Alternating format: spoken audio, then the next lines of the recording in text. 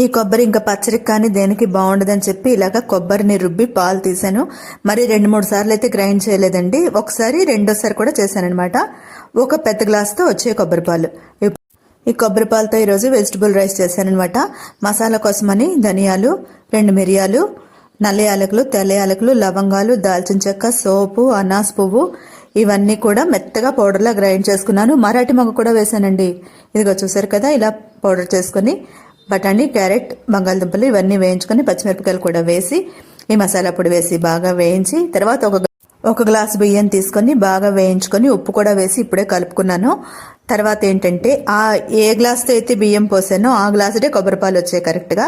అందుకని ఆ కొబ్బరి పాలు పోసి మరో గ్లాసు నీళ్లు వేసి బాగా కలుపుకొని చిన్న బర్నర్ మీద 3 విజిల్స్ వచ్చే వరకు ఉంచాను. అయితే టేస్ట్ అయితే అద్భుతంగా ఉందండి. మీరు అన్నిటి గురించి ఇలాగే చెప్తారనుకోకండి, నిజంగానే చాలా బాగుంది. అందరికీ నమస్కారం.